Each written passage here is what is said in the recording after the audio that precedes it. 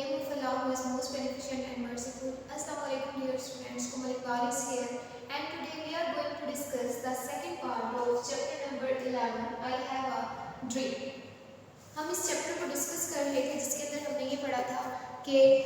इस चैप्टर के अंदर जो है इसका बैकग्राउंड देखा था कि अमेरिका के स्टेट के अंदर क्या क्या चल रहा था, उनका स्लोगन क्या था और इंडिपेंडेंस के बाद जो है उन्होंने वहाँ के लोगों के साथ क्या सलूक किया था। तो थोड़ा सा रिवाइज कर लेते हैं उस चीज़ को कि अमेरिका जो था उसके अंदर दो तरह के लोग रह रहे थे, एक वाइट पीपल थे और एक ब्लैक पीपल थे। अब बेसिकली वाइट पीपल ने क्या किया था कि जो ब्लैक पीपल थे अफ्रीकन्स जो थे उनको वो स्लेव बनाकर ले आए थे अफ्रीका से, ठीक है, और वहाँ पर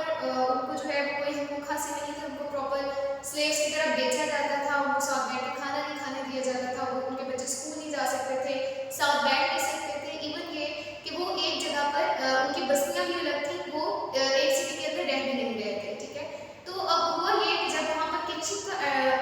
खत्म हुई तो उन्होंने डेमोक्रेसी के स्टार्ट में ये स्लोगन रेज किया था कि जस्टिस, फ्रीडम एंड इक्वालिटी, ठीक है। तो यहाँ पर क्या हुआ कि उन्होंने उस स्लोगन को फॉलो नहीं किया और उन्होंने ऑपरेशन को जारी रखा, जो ब्लैक पीपल थे उनको उनके राइट्स नहीं दिए, तो उसके अगेंस्ट जो है एक तहरीक चलाई गई, ठीक है, क्योंकि ब्लैक पीपल की तादाद भी वहाँ पर उतनी ही थी जितनी कि वाइट पीपल की थी। तो उन्होंने एक मूवमेंट चलाई जिसको सिविल राइट मूवमेंट का नाम दिया जाता है, जिसको लीड कर रहे थे मार्टिन लूथर किंग जूनियर, जो कि हमारे इस चैप्टर के राइटर हैं। बेसिकली उनकी एक स्पीच थी, हमने ये भी डिस्कस किया था। तो प्रीवियस जो हमने समरी रीड की थी उसके अंदर वो लोगों को ये बता रहे थे कि आई हैव अ ड्रीम, बार बार ये लाइन यूज करते हैं कि आई हैव अ ड्रीम, मेरा एक ख्वाब है। तो बेसिकली जो उनका ख्वाब है वही सारे का सारा ख्वाब किसका है, वो ब्लैक पीपल जो वहाँ पे रह रहे हैं, वो जस्टिस चाहते हैं, वो जो डिस्क्रिमिनेशन जो वो फेस कर रहे हैं इतने अरसे से उससे वो निकलना चाहते हैं, ठीक है। तो वो उनको बताते हैं कि आप लोगों के ऊपर पुलिस भी जुल्म करती है, आप जो है आजमूदा सिपाही बन चुके हैं, लेकिन वो ये कहते हैं कि ये जो सफरिंग्स है जो आपको बिला वजह मिलती है ये आपको क्या कर देती है, वो मजीद प्योर बना देती है, तो आपने अपनी स्ट्रगल जो है वो जारी रखनी है, ठीक है। उसके अलावा वो कहते हैं कि मेरा एक ड्रीम है कि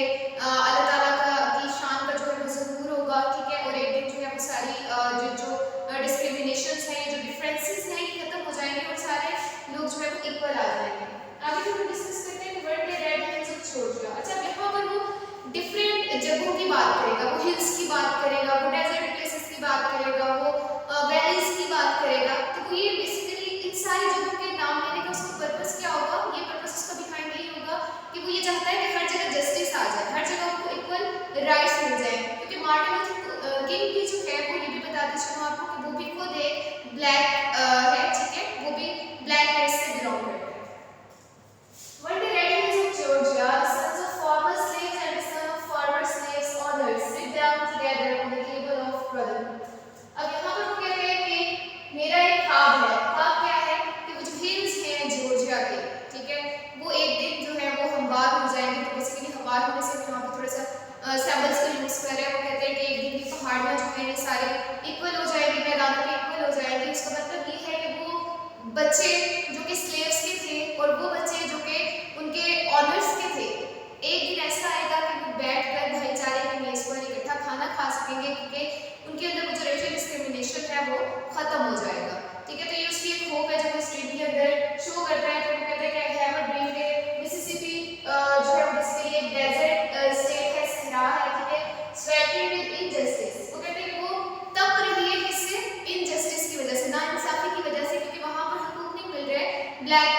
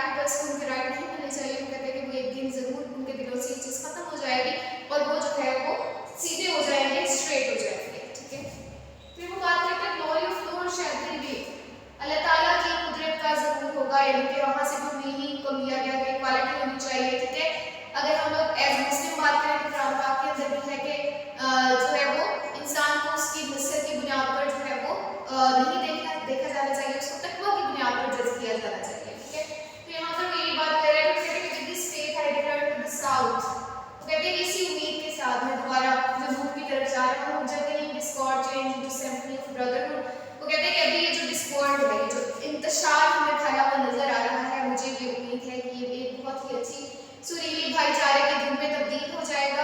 ये मेरा ड्रीम है। Song in praise of God's country. फिर वो एक सॉन्ग का जिक्र करता है जो कि पुराने हबशी जो है वो एक स्पिरिचुअली रूहानी तौर पर वो गाया करते थे, ठीक है, आपस में भाईचारे के लिए, मोहब्बत के लिए, ठीक है।